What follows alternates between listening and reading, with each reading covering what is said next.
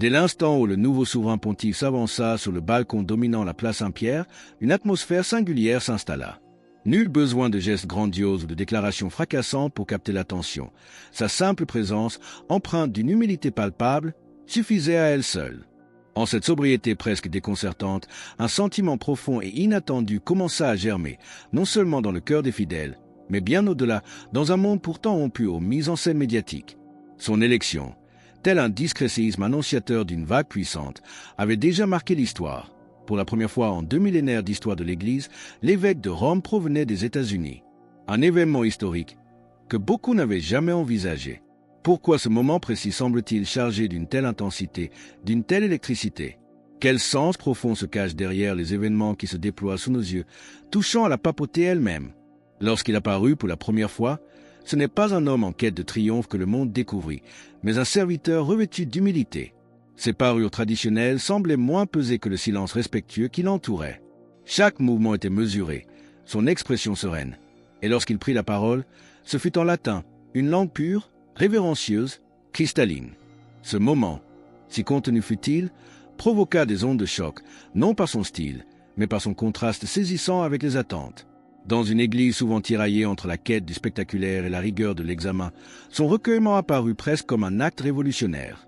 Mais la surprise ne faisait que commencer. Ce qui ébranla véritablement les certitudes, ce ne fut pas tant l'image que le message. Dans son discours inaugural, il parla avec douceur et fermeté des oubliés, des pauvres, des vulnérables, des déplacés. Il invoqua les enseignements du Christ sans les emprisonner dans des carcans politiques, rappelant que la justice, la miséricorde et la vérité n'ont nul besoin de réinterprétation. Leur voix résonne déjà, immuable, dans les évangiles.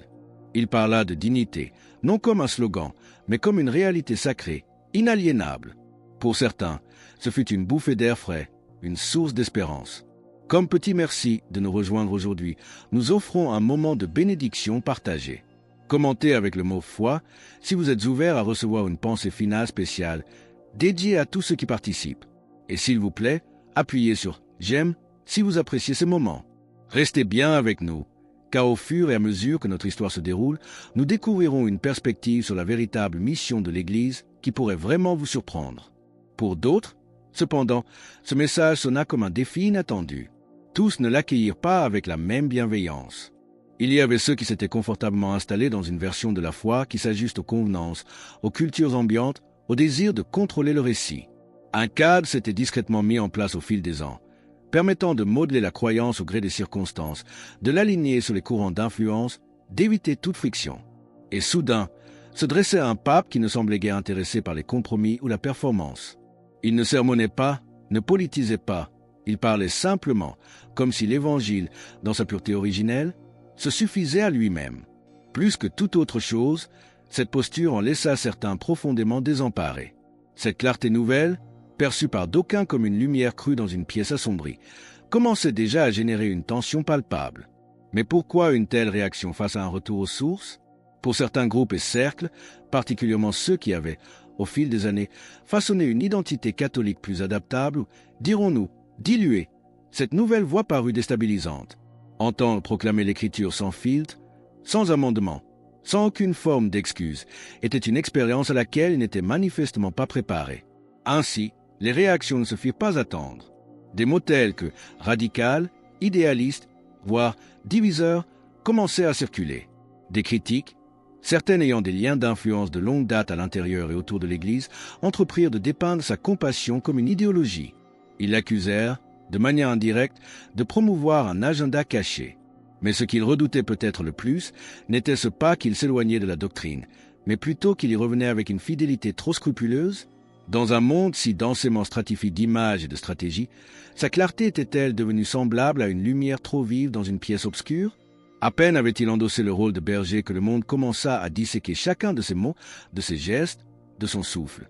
Le trône de Saint-Pierre était à peine refroidi de la présence de son prédécesseur que, déjà, les jugements fusaient, tels des pierres. Les étiquettes volaient dans l'air avec une rapidité stupéfiante. Certains murmuraient, d'autres clamaient haut et fort. Nulle période de grâce, nulle pause collective pour la réflexion. Au lieu de cela, dès l'annonce de sa papauté, un schéma ancien et familier refit surface, l'examen sans compréhension, la supposition sans patience. Les médias du monde entier, qu'ils soient de tendance conservatrice ou progressiste, se trouvèrent curieusement unis dans leur réflexe de se l'approprier ou de le condamner. Le simple fait qu'il soit originaire d'Amérique sembla ouvrir les vannes à un flot de projection.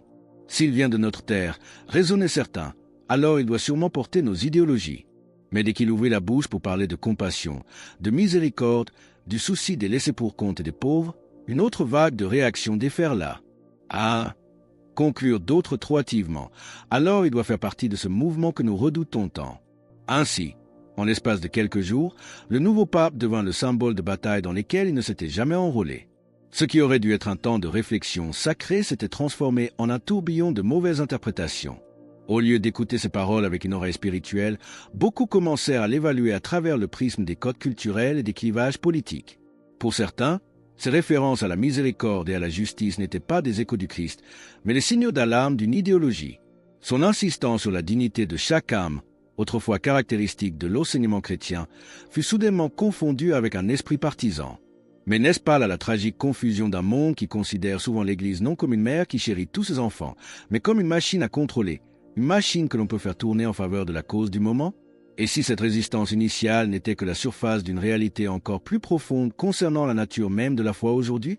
En effet, dès le commencement de son pontificat, l'attention de beaucoup s'est focalisée non pas tant sur ce qu'il enseignait, mais sur la manière dont il apparaissait. Les commentaires ont afflué, les titres des journaux disséquant son choix de vêtements liturgiques, les analyses critiquant sa posture, son langage, jusqu'à l'intonation de sa voix. Mais peut-être n'est-ce pas une coïncidence. À une époque moderne qui rejette souvent la forme extérieure comme une simple performance, où les gestes sont trop facilement écartés comme des symboles vides, ce pape semble avoir emprunté une voie différente. Il ne communique pas par le spectacle, mais par des signaux silencieux, par des mouvements qui, bien que discrets, portent une signification plus profonde que les mots. Il n'a jamais élevé la voix, il n'en avait nul besoin. Le jour de sa première apparition devant les fidèles, il se tenait paré des ornements portés par ses prédécesseurs, des insignes que beaucoup supposaient avoir été définitivement mis de côté au nom d'une certaine informalité. Mais pour lui, il ne s'agissait ni de faste ni d'ostentation. Il s'agissait de continuité, de rappeler à l'Église et au monde que certaines traditions portent le poids des siècles, non parce qu'elles sont désuètes, mais parce qu'elles sont pérennes. Il choisit de porter ce que des générations de papes avaient porté avant lui, non pour s'élever personnellement, mais pour s'inscrire avec révérence dans une lignée sacrée. Ce choix, fait sans fanfare ni explication, suscita d'innombrables conversations. C'était comme si son silence en disait plus long que n'importe quel communiqué de presse n'aurait pu le faire. Puis vinrent ces paroles, prononcées non pas dans les langues modernes de la diplomatie ou du bavardage des conférences de presse, mais en latin. Pour beaucoup, ce fut inattendu, pour certains, même déroutant. Mais ce fut une décision délibérée. Le latin n'est pas une langue destinée à diviser ou à impressionner. C'est la langue de l'unité, de l'identité enracinée, de la mémoire liturgique. Il ne s'adresse pas à une nation en particulier, mais à l'Église universelle et antique, une Église qui transcende les frontières, les idéologies et les générations. En l'utilisant, il ne cherchait pas la nostalgie. Il ancrait l'Église dans son fondement commun, rappelant à tous que nous ne commençons pas quelque chose de nouveau, mais que nous continuons quelque chose d'éternel. Comme le dit l'Écriture, dans l'Épître aux Hébreux, chapitre 13, verset 8, Jésus-Christ est le même hier, aujourd'hui, éternellement. Et puis, il y eut ce moment qui échappa à la plupart, mais pas à tous. En prononçant le saint nom de Jésus, il marqua une pause et, dans cette pause, inclina la tête. Ce ne fut ni dramatique, ni répété, ni conçu pour les applaudissements. Mais pour ceux qui comprennent le langage de la vénération, ce simple mouvement portait un poids immense. Dans un monde qui se précipite souvent devant les choses sacrées, voici un homme qui, en cet instant, rendit le sacré visible. Un pape qui connaissait la puissance du recueillement, un berger qui se souvenait comment s'agenouiller, ne serait ce que dans son cœur. Dans cet acte délicat, non annoncé et sans emphase, quelque chose devint clair. Il n'essayait pas de réinventer l'Église, il lui rappelait qui elle était déjà.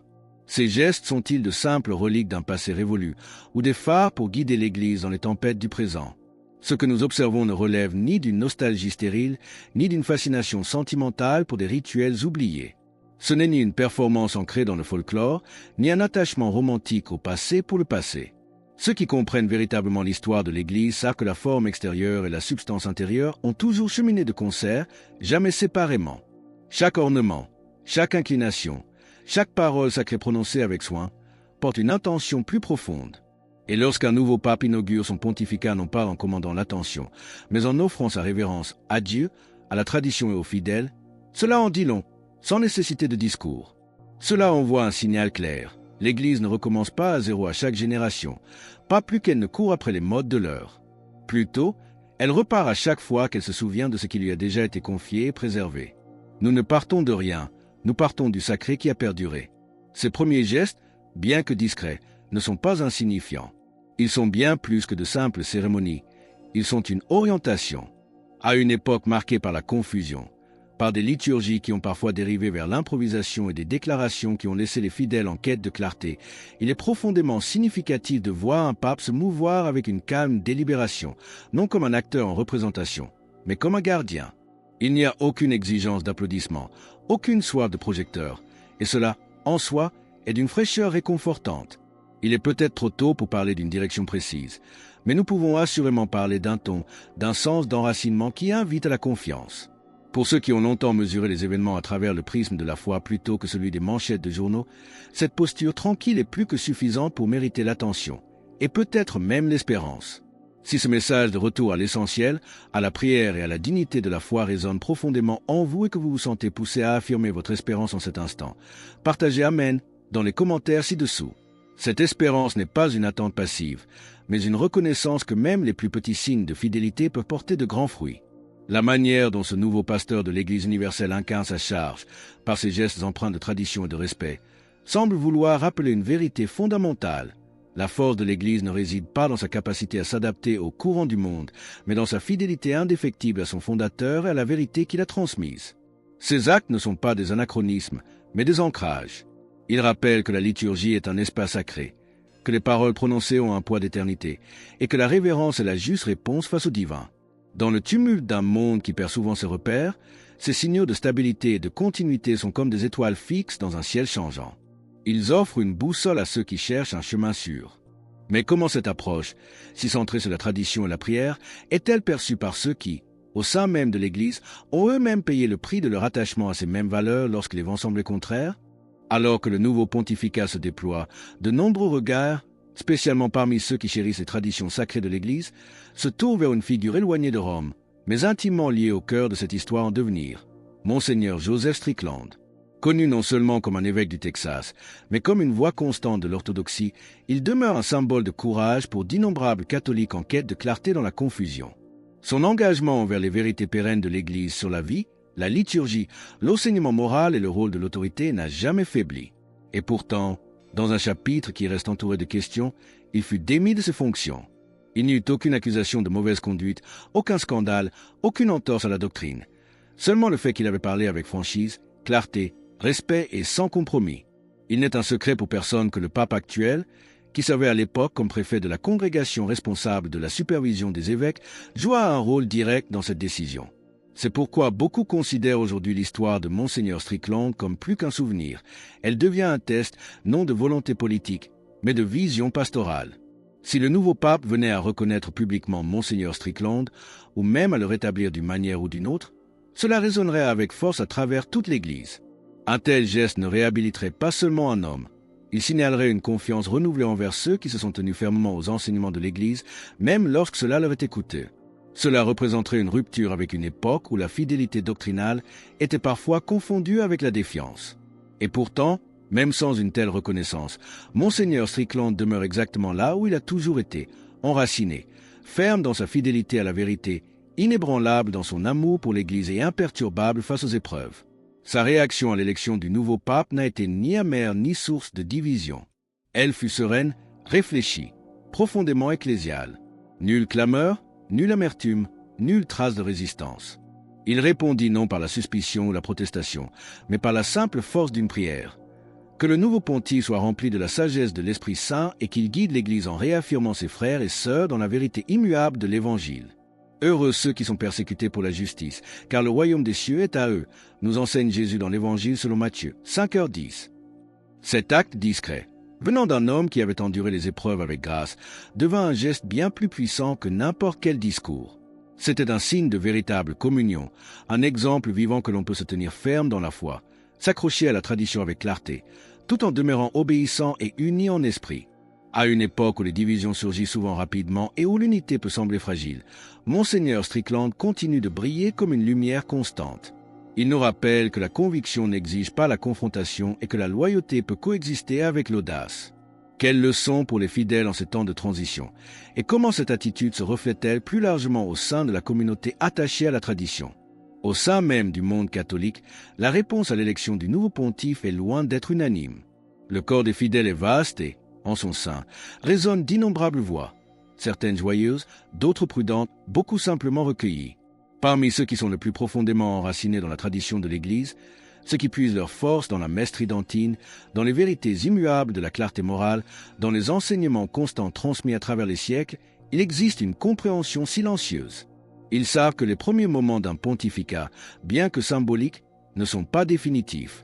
Les ornements et les paroles peuvent inspirer, mais c'est le chemin à venir qui importe le plus. Ils comprennent que les gestes peuvent ouvrir des portes, mais que seules des décisions soutenues nous diront où mènent ces portes. Leur attitude n'est ni celle d'une célébration aveugle, ni celle d'un doute cynique. C'est une attitude de discernement priant, sérieuse mais pleine d'espoir. Il n'y a pas d'euphorie généralisée, mais il n'y a pas non plus de désespoir. Chez de nombreux fidèles catholiques, il règne un esprit de réalisme, façonné à la fois par l'histoire et par l'espérance. Ils ne recherchent pas la perfection, ni ne s'attendent à la trouver. Ils ne sont pas pressés d'étiqueter ou de se hâter de juger. Au lieu de cela, ils observent attentivement, écoutent avec ferveur et prient profondément. Ce qu'ils attendent, ce n'est pas une figure de proue, mais un berger. Un berger qui ne se contentera pas de gérer l'héritage de l'Église, mais qui renouvellera sa mission avec clarté et courage. Ils ne cherchent pas seulement des gestes, mais des décisions, des documents, des nominations et une direction pastorale qui révéleront finalement l'âme de cette nouvelle papauté. Sera-t-elle une papauté qui guérit et restaure, qui rapproche le troupeau du cœur de l'Évangile? Ou se contentera-t-elle de maintenir les rênes de la continuité, sans chercher la transformation? Telles sont les questions qui agitent doucement les cœurs sous la surface, et le temps, plus que toute autre chose, apportera la réponse. Pour rejoindre notre communauté et ne manquer aucune histoire inspirante, pensez à cliquer sur « J'aime » et à vous abonner. Alors que le monde observe, spécule et débat, la réponse la plus profondément catholique demeure inchangée, intemporelle dans sa simplicité et sa puissance. Non pas les applaudissements, non pas la protestation, non pas les conclusions hâtives ou les réactions politiques, mais la prière. S'agenouiller dans le recueillement, élevant le Saint-Père devant le trône éternel, demandant non pas que nos préférences prévalent, mais que la volonté parfaite de Dieu soit faite. Dans un monde qui exige souvent une opinion immédiate, la foi nous enseigne quelque chose de différent. Confier, intercéder, espérer, prier. Comme nous y exhorte l'apôtre Paul dans sa lettre aux Philippiens 4:6. Ne vous inquiétez de rien, mais en toute chose faites connaître vos besoins à Dieu par des prières et des supplications, avec des actions de grâce. Prier, non pas comme des spectateurs espérant être satisfaits, mais comme des enfants de l'Église désireux d'être conduits avec sagesse. Au-delà des manchettes et des attentes humaines, c'est à genoux, dans le lieu secret de la prière, que l'Église est véritablement soutenue. Quel rôle cette prière active joue-t-elle concrètement dans le soutien au Saint-Père et dans le renouveau de l'Église? Dans le silence sacré des lieux où les cierges vacillent et l'encens s'élève lentement, la voix de l'Église ne tombe pas, elle murmure. Et c'est dans ce silence sacré que se déroule la forme la plus puissante de participation, l'intercession priante. Alors que les fidèles contemplent le déroulement d'un nouveau pontificat, leur réponse ne doit être ni l'activisme fébrile, ni le détachement indifférent, mais la soumission confiante. Non pas une soumission passive à l'instant présent, mais une remise active de l'avenir de l'Église à la providence divine. Car le mystère du leadership dans l'Église n'a jamais appartenu aux hommes seuls. Bien que des mains humaines revêtent de la soutane blanche les épaules d'un pape, ce sont des mains divines qui doivent emporter le poids. À chaque époque, vient un moment où le peuple de Dieu est invité non pas à analyser de loin, mais à accompagner spirituellement de l'intérieur, à offrir ses prières non comme des spectateurs du pouvoir, mais comme des coopérateurs de la grâce. Nous vivons un tel moment, un temps où les fidèles sont appelés non pas à crier à travers les bancs d'église ou les pages d'opinion, mais à s'agenouiller ensemble. Dans cet agenouillement, nous reconnaissons quelque chose de profondément à contre-courant de la culture actuelle, que l'Église n'est pas simplement une institution à diriger, mais un mystère à garder, que la papauté n'est pas une position de privilège, mais une mission de sacrifice. Et dans cette prise de conscience, le rôle des laïcs ne devient pas moindre, mais plus grand, plus crucial, plus prophétique. Car lorsque les fidèles prient pour le pape, non seulement avec des mots mais avec des vies enracinées dans la sainteté, ils deviennent la force invisible de l'Église. Les prières des fidèles, offertes avec amour, ne sont pas des gestes vides, elles sont le sang vital d'une Église qui respire par la grâce. Elles soutiennent, elles protègent, elles illuminent des chemins qui, autrement, pourraient être obscurcis par le poids des attentes. Il y a quelque chose de profondément beau à prier pour quelqu'un que nous ne rencontrerons peut-être jamais, à élever un homme vers qui des millions de regards se tournent pour être guidés, mais qui, dans le secret de ses appartements, peut porter des luttes et des doutes invisibles. La sainteté du pape est soutenue par la sainteté de son peuple. Le renouveau de l'Église ne commence pas seulement à Rome. Il commence dans chaque foyer où le chapelet est prié, dans chaque paroisse où l'Eucharistie est adorée, dans chaque cœur qui cherche à aimer le Christ plus pleinement. Alors, résistons à l'attraction de la division, évitons la tentation de devenir des théologiens de salon et reprenons une fois de plus la tâche simple et profonde de l'intercession. Imaginez ce qui pourrait arriver si chaque croyant, observant ce moment se dérouler, faisait une pause de seulement 5 minutes chaque jour pour offrir une prière pour le pape, non par obligation, mais par amour. Cette prière pourrait être un « Je vous salue Marie » murmuré à l'aube, ou un chapelet partagé, ou une visite au tabernacle. Quelle que soit sa forme, elle devient un fil dans la grande tapisserie de grâce qui soutient le successeur de Pierre. L'Église a enduré 2 millénaires non pas grâce au charisme ou à la politique, mais grâce au Christ. Les prières des fidèles ne sont pas un bruit de fond, elles sont le tonnerre silencieux qui soutient le roc sur lequel l'Église est bâtie. Alors que nous concluons sur l'importance de notre propre engagement envers la sainteté et le soutien priant envers le Saint-Père et l'Église universelle, nous vous invitons à déclarer votre foi. Commentez « Jésus est roi ci-dessous » pour affirmer cette vérité avec nous. Et votre parcours ne doit pas s'arrêter ici. Cliquez sur la vidéo qui apparaît maintenant sur votre écran pour un autre message puissant que nous avons préparé pour vous.